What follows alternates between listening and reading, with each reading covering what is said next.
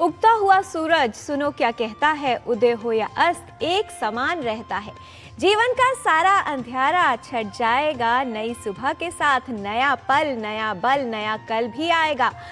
अपने कर्मों से उजाला इस जग में फैलाओ, उगता हुआ सूरज सुनो यही कहता है। सुप्रभातम, स्वागत है आपका इस विशेष कार्यक्रम में। मैं हूं किरण भारद्वाज।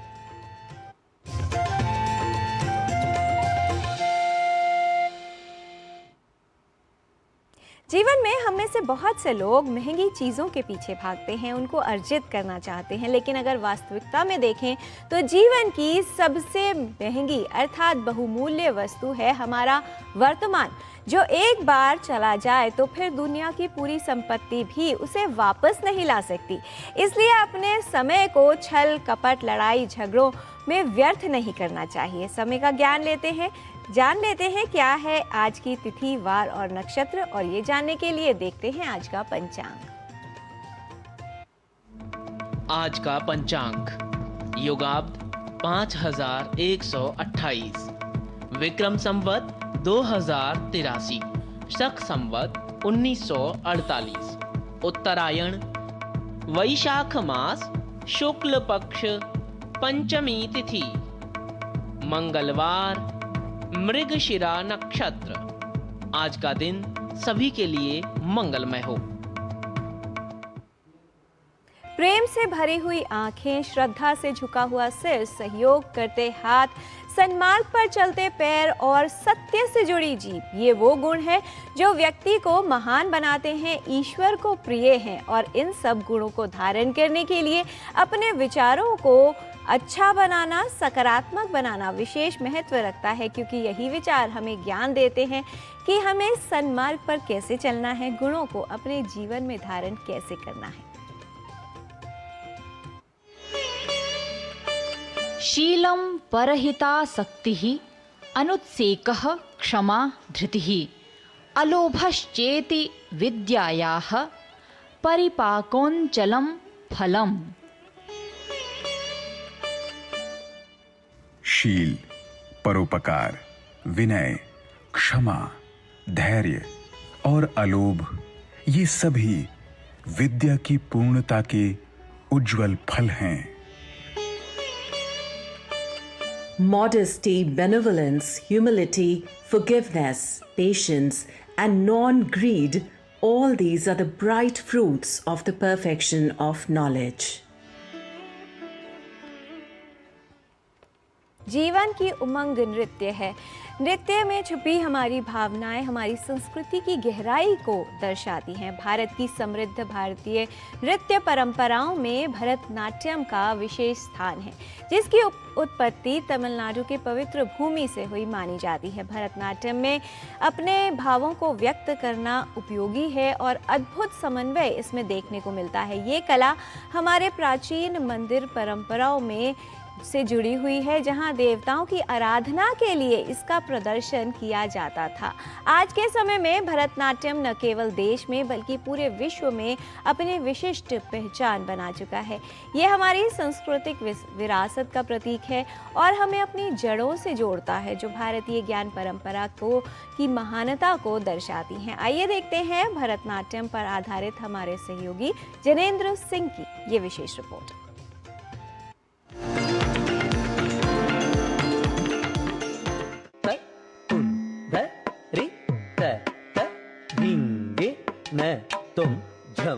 भारतीय नृत्य कला हमारी संस्कृति एवं सभ्यता का प्रतिबिंब है। नृत्य कला भारतीय विरासत में एक विशेष स्थान रखते हैं और अपने कलात्मक और ऐतिहासिक मूल्य के लिए संजोए जाते हैं। संगीत नाटक अकादमी के अनुसार भारत में 9 पारंपरिक शास्त्रीय नृत्य रूप हैं। आज हम भारत के इन्हीं शास्त्रीय नृत्य कलाओं में से एक भरतनाट्यम की जानकारी देंगे। भरतनाट्यम एक प्राचीन भारतीय शास्त्रीय नृत्य है, जिसकी उत्पत्ति तमिलनाडु के तंजौर जिले में हुई थी। दक्षिण भारत में तमिलनाडु का भरतनाट्यम ऐसा नृत्य है जो मंदिरों को समर्पित नर्तकों की कला से उपजा है और इसे पूर्व में सादिर अथवा दासी अट्टम के रूप में जाना जाता था। यह भारत का ऐसा पहला पारंपरिक नृत्य है जिसे मंच कला के रूप में नए सिरे से तैयार किया गया और इसे देश और विदेश दोनों में व्यापक स्तर पर प्रस्तुत किया जाता है। भरतनाट्यम नृत्य कला में भावम, रागम और तालम इन 3 कलाओं का समावेश होता है। भावम से भ, रागम से र और तालम से त लिया गया है, इसलिए भरतनाट्यम यह नाम अस्तित्व में आया है। यह भरत मुनि के नाट्य शास्त्र जो 400 ईसा पूर्व का है उस पर आधारित है, जिसमें भावम अर्थात अभिव्यक्ति, रागम अर्थात संगीत, तालम अर्थात ताल या लय और नाट्यम अर्थात नृत्य शामिल होता है। वर्तमान समय में इस नृत्य शैली का मुख्य रूप से महिलाओं द्वारा अभ्यास किया जाता है। Historically, the word Bharatanatyam came into existence only in 1930s. उसके पहले इसी डांस संप्रदाय और इसी डांस शैली को कर्नाटका में कर्नाटकम बोलते थे, आंध्र प्रदेश में आंध्र नाट्यम बोलते थे और तमिलनाडु की जो स्टेट है वहाँ सदर बोलते थे। और इस शैली को जो प्रैक्टिस करने वाले थे वो देवदासीज थे और नट्टुबन्नार कम्युनिटी का जो लोग होते हैं वो करते थे डांस, और वो भी मंदिर में करते थे। और मंदिर में जो भगवान होता है, जो देवता, उसके ऊपर उन्होंने पोइट्री और कॉम्पोजिशंस जो भी लिख के गा के डांस करते थे। पुष्पम समर्पयामि, वैसे ही नृत्यम समर्पयामि बोल के गर्भगृह में जो देवदासी डांसर्स थे वो नृत्य करते थे, एक्चुअली नृत्य करते थे। और जब पंडित संगीतम समर्पयामि बोलते थे उस वक्त यही डांसर्स और उनकी जो फैमिली मेंबर्स जो गाते थे वो लोग गा के भगवान को अर्पित करते थे। इस नृत्य शैली के प्रेरणा स्रोत चिदंबरम के प्राचीन मंदिर की मूर्तियों से आते हैं। भरतनाट्यम भारत के नाट्य शास्त्र जैसे कालजयी ग्रंथ में निर्धारित प्रस्तुति और सौंदर्य कला संबंधी सिद्धांतों पर आधारित हैं। तंजौर के 4 बंधुओं पौन्नैया, चिन्नैया, शिवनंदम और वेदिवलु बंधुओं द्वारा तैयार किया गया था। भरतनाट्यम में नृत्य भावात्मक नृत्य और नृत्य की उच्च रूप से विकसित भाषा है जो कथा को व्यक्त करती है। इसके विषयों की एक व्यापक श्रेणी है जो मानवीय और ईश्वरीय प्रेम जैसे विषयों को समाहित करती है और सामान्यतः इन्हें श्रृंगार और भक्ति के शीर्षकों में वर्गीकृत किया जाता है। इसकी नृत्य गायन प्रस्तुति में कम से कम एक गायक, एक मृदंग वादक और एक बांसुरी अथवा वायलिन अथवा वीणा वादक शामिल होता है। इस समूह में एक नट्टू वनर अथवा नृत्य निर्देशक भी होता है जो पीतल के मजीरों की जोड़ी को बजाते हुए नृत्य शब्दांशों को गाता है। प्राचीन काल से लेकर वर्तमान तक हमारे समाज में भरतनाट्यम नृत्य कला को विशेष महत्व दिया है। संक्षेप में कहा जाए तो भरतनाट्यम एक बहुआयामी कला रूप है जो दार्शनिक गहराई, सांस्कृतिक महत्व और प्रतीकात्मक अभिव्यक्ति से समृद्ध है।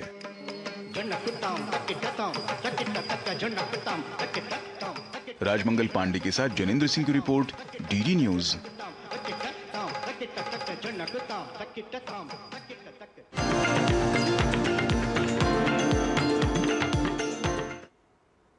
स्वस्थ रहने की प्राकृतिक यात्रा में हम आपके लिए लेकर आए हैं स्पेशल हेल्थ सीरीज, जिसमें स्वास्थ्य को समग्र दृष्टिकोण में दिखाया जाता है। जीवनचर्या में बस थोड़ा सा बदलाव और आप भी कर सकते हैं बीमारियों से बचाव। सेहत को बेहतर बनाने के लिए एक स्वास्थ्य समस्या के हर पहलू पर रहता है फोकस। तो आइए चलते हैं योग 360 में प्राकृतिक रूप से स्वस्थ रहने के लिए।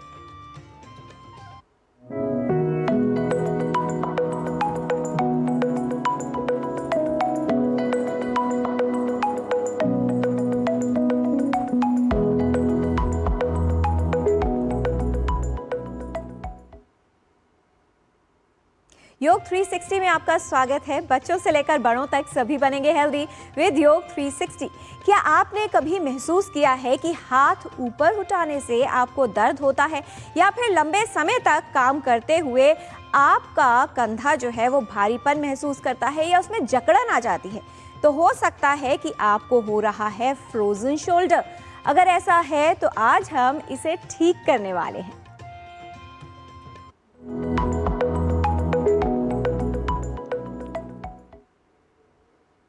कंधे में दर्द और स्टिफनेस ये केवल एक छोटी सी परेशानी नहीं है, ये हमारी रोज़मर्रा के काम करने, हमारी ज़िंदगी को प्रभावित करती है। छोटे छोटे काम जैसे कपड़े पहनना, कोई सामान उठाना या कंप्यूटर पर काम करना, ये सब मुश्किल हो जाता है। इतना प्रभावित होता है जीवन कि व्यक्ति को बहुत सारी जटिलताएं आती हैं। लैपटॉप पर काम करते करते अगर आपके कंधे भी जाम हो जाते हैं तो इसका सॉल्यूशन आज इसी सेगमेंट में आपको मिलने वाला है।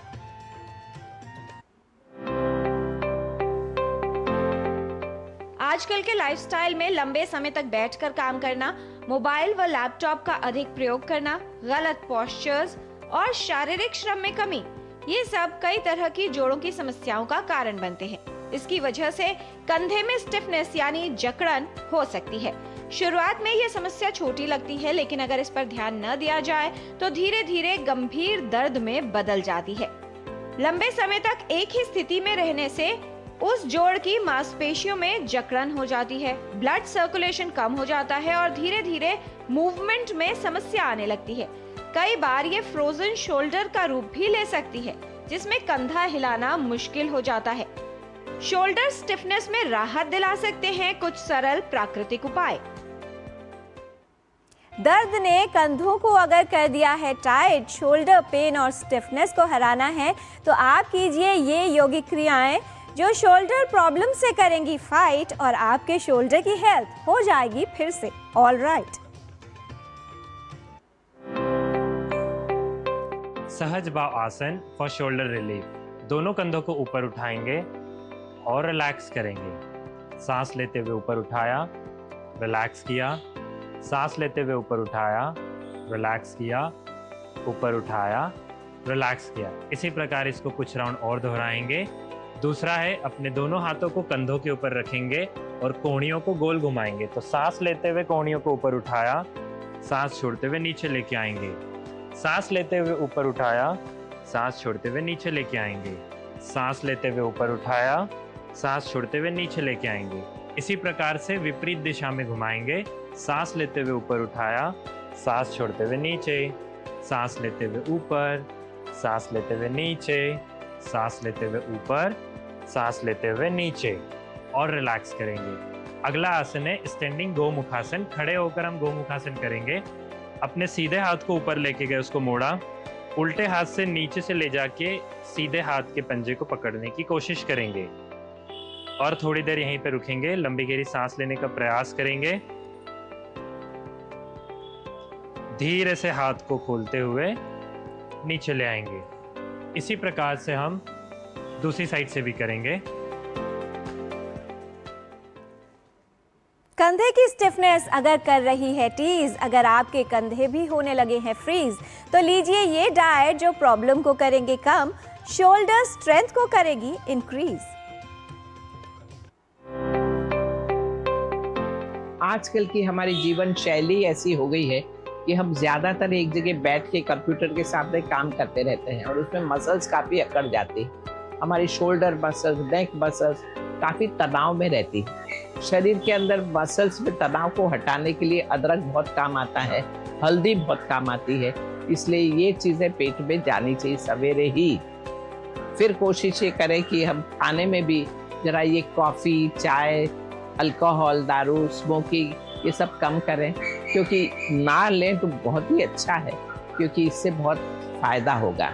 मसल्स हमेशा फ्रेश रहेगी, अच्छी रहेगी। पॉस्चर को हमेशा सही रखें, सीधे रहें। काम करने की स्थिति भी इस तरह रहे कि आपको ज़्यादा झुकना ना पड़े। फिर भी थोड़ा तो झुकना ही पड़ता है। तो एक बात तो ध्यान रखिए कि वहाँ मसल्स को ज़्यादा स्ट्रेन ना पड़े। इसलिए जब भी आप वज़न उठाते हो तो ध्यान से उठाएं, भारी वज़न ना उठाएं। और अगर उठा भी रहे हो तो पैर का सपोर्ट लेते हुए यूँ उठाया जाए। तो कोशिश ये की जाए कि आप हमेशा जागरूक रहें। दर्द ने रोका, हाथ उठ ना पाए, राहत दिलाएंगी ये औषधियाँ और आयुर्वेदिक उपाय, जिनसे कंधों की जकड़न हो दूर, दर्द भी दूर हो जाए।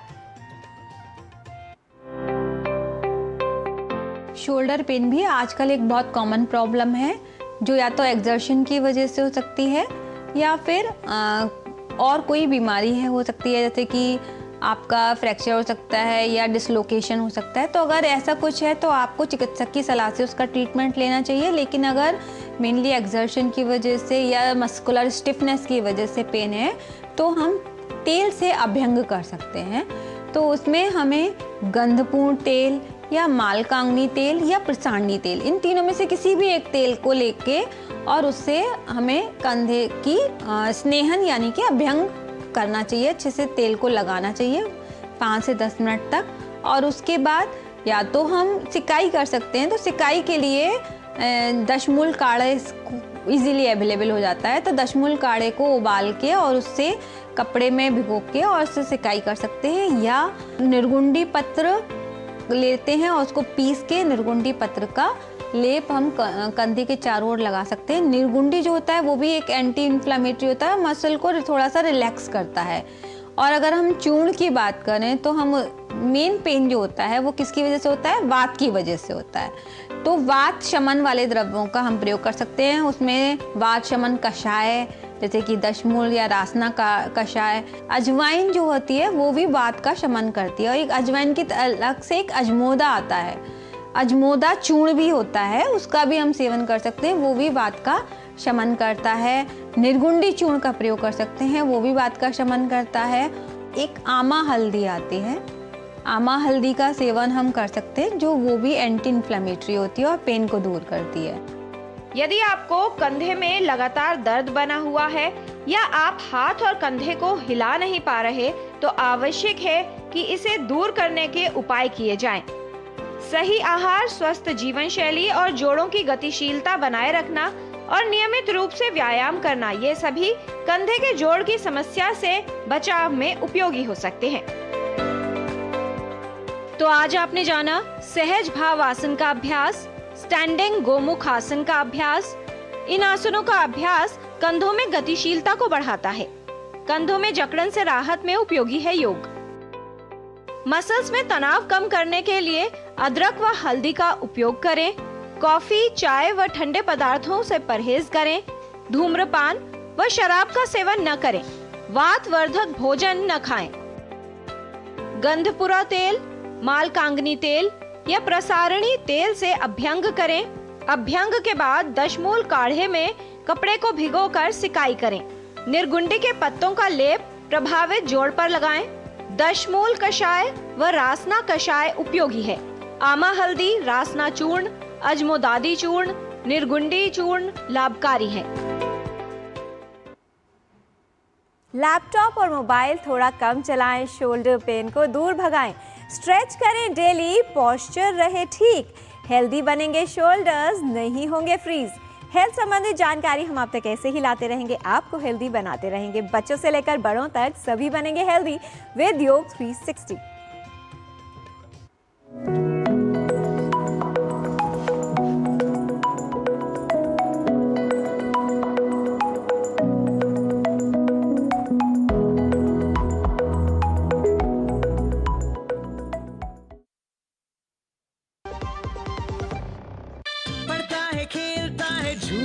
उछलता है, दौड़ता कभी कभी दौड़ कराता है, आगे आगे बढ़ता है इंडिया, अमूल दूध पीता है इंडिया।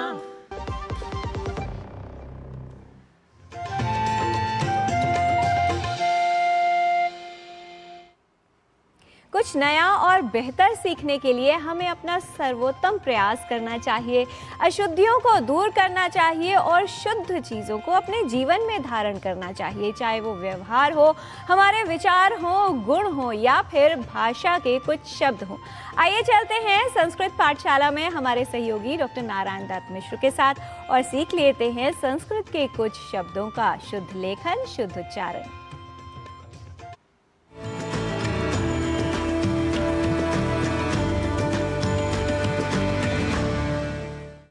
नमो नमः। संस्कृत पाठशालायां सर्वेषामस्तु स्वागतम्। अहमस्मि नारायण दत्त मिश्रः। संस्कृत की पाठशाला में हम इन दिनों बात कर रहे हैं शब्दों के शुद्ध उच्चारण और शुद्ध लेखन के बारे में।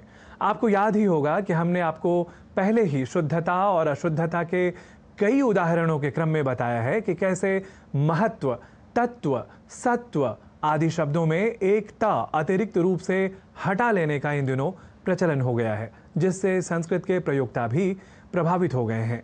अर्थात महत्व, तत्व, सत्व आदि शब्दों का अशुद्ध प्रयोग हम में से कई लोग संस्कृत में भी कर जाया करते हैं। और तो और इस प्रवृत्ति के ठीक उलट हम कई बार कई शब्दों में अतिरिक्त रूप से त या अर्ध त जोड़ लेते हैं। जैसे अस्तित्व को अस्तित्व, व्यक्तित्व को व्यक्तित्व, उत्तरदायित्व को उत्तरदायित्व इस रूप में लिखना और उच्चारण करना इसी त अक्षर को अतिरिक्त रूप से जोड़ देने की दुष्प्रवृत्ति के बारे में बताता है। और अब इसी अतिरिक्त रूप से त इस अक्षर को जोड़ने की दुष्प्रवृत्ति को हम दंपति इस शुद्ध और मानक शब्द के कुछ अशुद्ध प्रयोगों को देखकर समझ सकते हैं।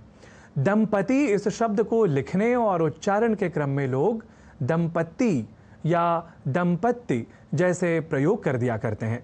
और ऐसा इसलिए भी लोग शीघ्रतावश या अनवधानवश कर दिया करते हैं क्योंकि लोग शब्द साम्य को ध्यान में रख लेते हैं। इसलिए ही संपत्ति, आपत्ति, विपत्ति जैसे शब्दों के समानांतर दंपत्ति का अशुद्ध लेखन और उच्चारण कर दिया जाता है। तो हमें यह ध्यान रखना है कि जब भी हम दंपति शब्द का प्रयोग करें तो इसके अर्थ को याद रखें, तो हम स्वयं इस शब्द के अशुद्ध उच्चारण और लेखन से स्वयं को दूर रख सकेंगे। वस्तुतः जाया अर्थात भार्या और पति इन दो शब्दों का ही एकीकृत स्वरूप है दंपति। जहाँ जाया इस शब्द का जब दम यह निपातन या विशेष नियमन होता है तब शब्द बनता है दंपति। वैसे यहाँ यह भी जान लेना चाहिए कि जाया इस शब्द का एक और भी निपातन या विशेष नियमन होता है, वह है जम, तब शब्द बनता है जमपति। और हाँ, दंपति या जमपति नहीं बल्कि दंपति या जमपति ही।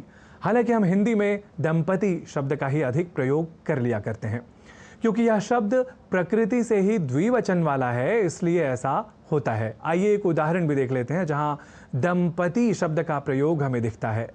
तौ दंपति वसिष्ठस्य गुरोर्जगमतुराश्रमम्। वैसे संपत्ति, आपत्ति, विपत्ति जैसे शब्दों के समानांतर एक और भी शब्द को रखा जाता है, वह है उन्नति। पर हम में से कई लोग उन्नति को उन्नति या उन्नति आदि लिख और बोल दिया करते हैं, पर शुद्ध शब्द उन्नति ही है, यह ध्यान रखा जाना चाहिए। तो आज की संस्कृत की पाठशाला में इतना ही। संस्कृत पाठशाला की अगली कक्षा में लौटेंगे हम किसी अन्य विषय को लेकर। तब तक के लिए मुझे दीजिए अनुमति। नमो नमः।